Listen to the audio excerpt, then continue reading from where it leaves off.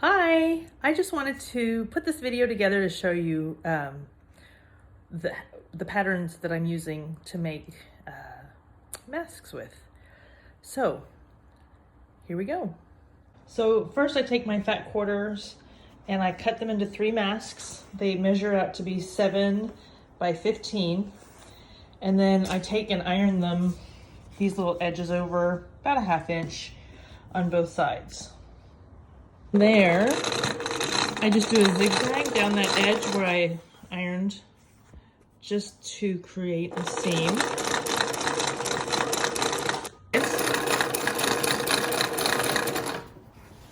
That side's already done. Getting this side now. So then I fold it over inside out and I've snipped off the threads from the first 2 stitches because just me. I guess I could snip all the thread off, the extra thread off at once, but I don't know. It just helps me see the cleaner edges. This drives me nuts. But if I've already sewn off cut off all of this thread, this extra thread, and then I just sew a zigzag down this edge right here, like this. The little zigzag edges, and then I've cut off the extra thread. Okay, this is hard to do one-handed, but I turn it right side out.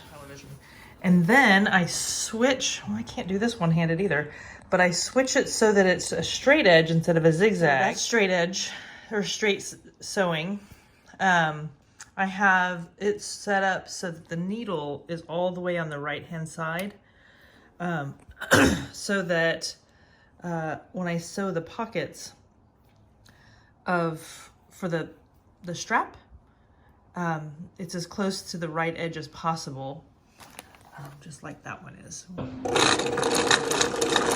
It's probably what, I don't know, 1/2 inch, that little pocket that I'm making. And I always start, for some reason, on the side that I did the other stitching on, and after I turn it inside out, I think it helps me make sure that this is even all the way across and it's not gonna like be funky when it's all stitched up together. Because as you can see, as I stitch this, it's already kind of turned a little bit, and I'm afraid that if I did this side first and it turned, then this would be all off kilter from being on the edge. I actually make it a little bit thinner, maybe not. Oops, I'm not sewing in a straight line. I can't talk and sew at the same time. But I do think I'd make it a little bit narrower over here than I do over here. But that's just because there's so much more fabric inside of there than there is on this side. So this side is, I think, just not as wide. Okay, so here's the mask. At this point, I've got to get rid of the threads, but there's this side. I'll cut off the threads and then I'll show you how I put the straps in there and what I use for straps and such.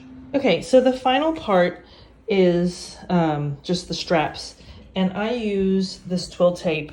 I can use t-shirt yarn or ribbon or whatever you have to make twill tape. I was also using extra fabric that I made into straps, but this is one I made out of a pillowcase that somebody gave me, and I made the strap. Man, that was hard. That took up a lot of time, but you can take all your scraps and sew them all together and make straps as well. But okay, so twill tape, that's what I've been using. I bought 1,000 yards of it, and I split it with my friend Faith that showed me how to make this. So again, difficult to do one-handed, so we'll use this to hold it. So I use about 50 inches. So I go here, take this edge, go all the way back over here, come back over here. Okay.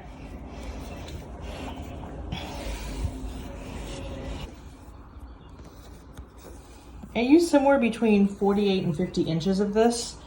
And just to make sure, okay, it's folded over. So I'm just gonna cut the twill tape over here, give it another inch or so. Oh, I just cut it at the diagonal so it looks nicer. Faith told me what that's called. I don't know. Just a big old needle with a great big eye. The diagonal cut I have found also makes it easier to thread that needle because you just put the point in and then you kind of follow it through. So I start over here and sneak peek on some of the new fabric I've got in. And I thread that through. So I thread it through this way, and then I come it up and over, and that makes the loop, and I thread it back down this way, and I tie knots on the ends, and that's it. There it is, halfway through. I've threaded it halfway through. Now I'll take it and go down this direction. Again, it's not a one-handed activity. Sewing is not a one-handed activity. All done. It's looped all the way through here. I've tied the ends just like that.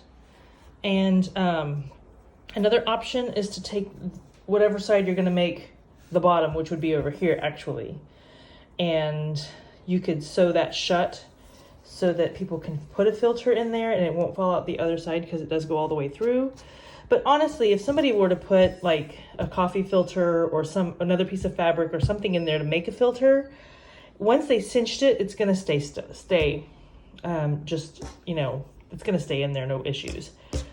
To have that little pocket though is nice because when, like I showed in my other video, when you go to wash it, you tie these two ends together as a bow, you shove it in there, you shove this side in there, then you can throw it in the wash, and the straps kind of stay on. The biggest thing for washing is just to make sure that these two straps are bowed, like you put a little knot in it with a bow right here together, and that way as it moves around it won't come out. All right, thanks for watching the video.